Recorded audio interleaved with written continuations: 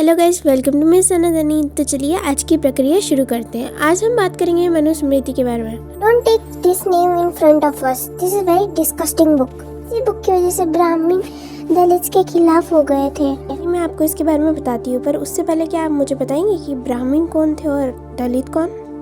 Obviously, I knew that Dalits were lower caste and Brahmins were upper caste. That's why I hate this book. आपने कभी ये book पढ़ी है? No, but B.R. Ambedkar read this book. He even teared in this book. और वही नहीं, कन्हैया कुमार भी मनुवाद से आज़ादी चाहते थे। उन्होंने इस पे तो गाना भी डेडिकेट किया है। पुनी कन्हैया कुमार की बात कर रही हूँ, जो अफ्रीका में PhD करके आए हैं और इंटरनेशनल एक्टिविटीज में शामिल हो गए जब वो इंडिया वापस आए। उन्होंने तो PhD की थी और वो फ्रीडम फाइटर भी थे। पहले ये वीडियो देखिए। कहिए।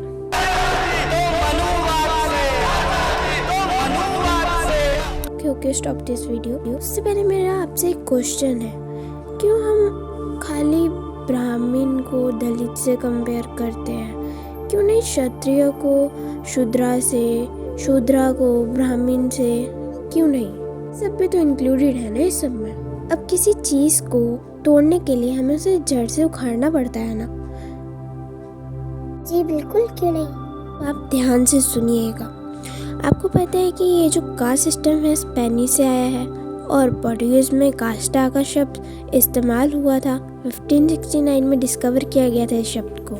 कुछ साल बाद इन 1628 पोर्टुगीज हमारे इंडिया में आए थे पोर्टुगीज ईस्ट इंडिया कंपनी के नाम से। और ये शॉक करने वाली बात है कि उस समय British, Dutch, Portuguese, Swedish, French, Danish वो सब हमें लूटने आए थे, बट हमें खाली ब्रिटिशर्स के बारे में बताया गया। इसलिए जब पोर्टुगीज इंडिया आए तो उन्होंने कास्टा शब्द का इस्तेमाल किया ताकि वो हमें डिवाइड कर सके, और यही सेम चीज़ ब्रिटिशर ने भी की, that is divide and rule policy. पर ये पॉलिसी भारत में काम नहीं कर पाई क्योंकि ये वो ज़मीन थी जिससे हम यूनियन को नाम देते थे। ये खाली टीचिंग के पर्पस से नहीं पर अंडरस्टैंडिंग के तरीके से समझते हैं। अब मैं आपको कुछ एग्जांपल देती हूँ। हम सराउंडिंग से ऑक्सीजन लेते हैं। ऑक्सीजन लेने के बाद जो कार्बन डाइऑक्साइड हम छोड़ते हैं, वही कार्बन डाइऑक्साइड किसी और जीव के लिए महत्वपूर्ण है, राइट? इससे कोई फर्क नहीं पड़ता भले ही आप कहीं पर क्यों ना हो, भले ही आप आइसोलेटेड क्यों ना हो जाए, में तो कोई डिवीजन नहीं होता। उसमें ऑर्गेनिज्म यूनिटी होती है, एटमॉस्फेयर जहाँ हम सब मिलकर रहते हैं। जब संत लोग अवलोकन करते हैं यानी कि योगा, उन्हें ब्रह्मांड के साथ एकता का अनुभव करने के लिए तरीकों को डिज़ाइन किया जाता है जिसको हम योगा बोलते हैं। जैसे कि मैंने आपको पहले ही बताया, योगा बहुत इम्पोर्टेंट है ऐसे इडियट लोगों के लिए जो ब्रह्मांड से संबंध खो रहे हैं और जो डिवाइड एंड रूल की बात करते हैं। उसके ऊपर मैक्स मुलर ने हमारी किताबों के झूठे अनुवाद लिखे और उन्होंने हमारे ऋषियों के ज्ञान को झूठा साबित करना चाहा और हमने उसे ब्लाइंडली फॉलो कर लिया। यही तो प्रॉब्लम है हम इंडियंस की। हम ब्रिटिश की बातों पे बहुत जल्दी बिलीव कर लेते हैं। क्यों? सही कहा ना मैंने? नहीं, आप झूठ बोल रहे हैं क्योंकि हमारे में तो जाति सिस्टम है। पर हमारे शास्त्र, हमारी किताबों में इस शब्द का उल्लेख आपको कहीं नहीं मिलेगा। हमारे यहाँ पर वर्णा सिस्टम था। मेरा मतलब वही वर्णा सिस्टम, और उसमें खाली ब्राह्मणों का ही पक्ष लिया गया है, दलित का क्यों नहीं? पहली बात मैं आपको ये बताना चाहूँगी कि लोग बोलते हैं कि ब्राह्मण दलित के खिलाफ है, जैसे कि आपने अभी कहा। बट सच तो ये है कि दलित शब्द का इस्तेमाल हमारे किसी भी ग्रंथों में, किसी भी पुराणों में इस्तेमाल नहीं हुआ है। इवन की मनुस्मृति में भी इसका उल्लेख नहीं मिलता। ये खाली एक बना बनाया शब्द है। नहीं, आप झूठ बोल रहे हैं। बट क्या होगा अगर मैं ये कहूँ कि मनुस्मृति में 4 ही वर्णन का उल्लेख है तो? पहला ब्राह्मण, दूसरा क्षत्रिय, तीसरा वैश्य और चौथा शूद्र। दलित का हिंदी में मतलब होता है दलन करना और किसी को सप्रेस करके रखना, उस पर दबाव डालकर रखना। If you don't believe, you can check in Manusmriti chapter 10 श्लोक 4। दैट इज ब्राह्मण, क्षत्रिय, वैश्य, वर्णा द्विजेत चतुर एक जाति स्तु शूद्रो नास्ति तु पचम। पहली लाइन का उल्लेख करें तो उसमें कहा गया है कि ब्राह्मण, क्षत्रिय और जो वैश्य है वो द्विज है, जिसका मतलब है मैं दोबारा जन्म लेता हूँ, वो मरने के बाद वाला पुनर्जन्म नहीं। द्विज का मतलब है एक ही जन्म में एक और जन्म लेना, मतलब उसी जीवन काल में दोबारा जन्म लेना जिसमें आप अभी जी रहे हैं। Hey, how this possible? It is impossible. पर अगर मैं कहूँ ये पॉसिबल है तो मैंने बहुत सारे लोगों को देखा होगा जो बाहर की कंट्रीज में जाते हैं, उनके बिहेवियर में, उनके बोलने में, उनके चाल ढंग में, सब में चेंजेस आ जाते हैं और जब वापस आते हैं तो नॉर्मल हो जाते हैं। वो वाला चेंज नहीं। द्विज का मतलब ये नहीं होता। द्विज का मतलब वो होता है कि जो बहुत सालों तक साधना करता है और अपने अंदर की जो अज्ञानता की बातें हैं उनको नष्ट कर अज्ञानता की बेड़ियों को तोड़कर नया जीवन हासिल करता है। अर्थात इतनी कठिन साधना करने के बाद उससे अपना पिछला सब कुछ भूल जाता है और वह नए जीवन का आगाज करता है, अर्थात शुरुआत करता है। अगर मैं इसकी एग्जाम्पल दूं तो गौतम सिद्धार्थ के लिए ये वर्ड परफेक्ट है। हम उन्हें भी द्विज कह सकते हैं। पर कैसे? सब्र रखें, बताते हैं। As we all know that Gautam Siddharth is a king of his own kingdom, but he left that kingdom and became saint.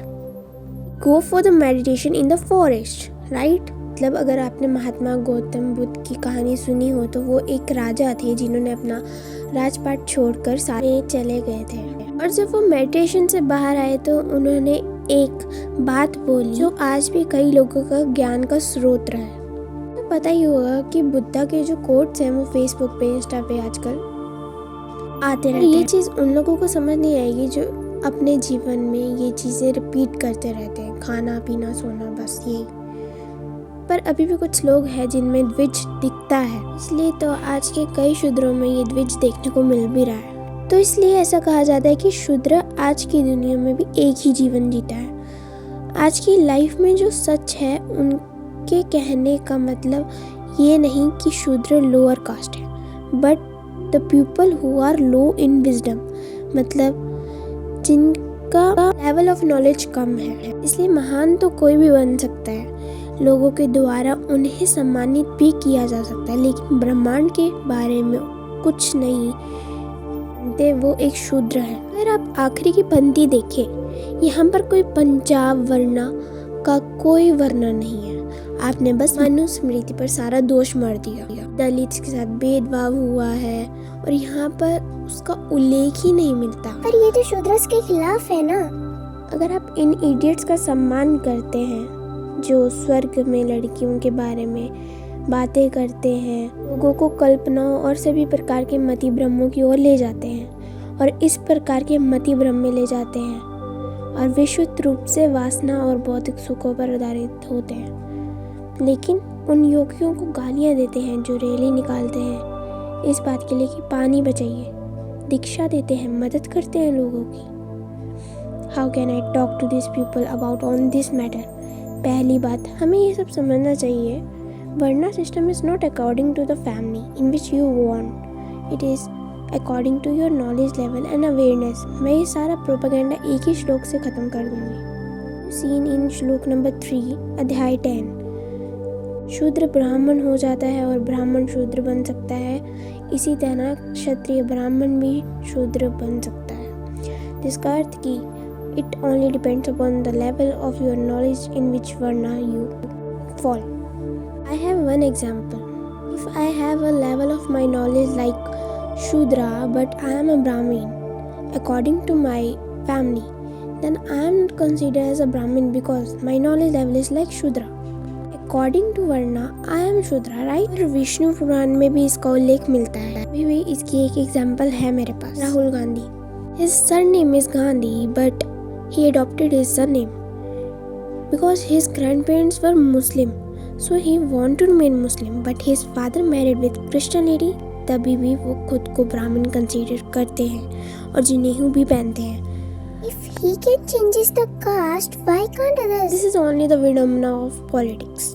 में खाली जाति का टैग लगाकर उनसे वोट लेने के लिए ये सब किया जाता है। तो सब समझ आ गया मुझे, पर मेरा एक क्वेश्चन है कि भीमराव अंबेडकर ने उस मनुस्मृति को फाड़कर उसे जला क्यों दिया?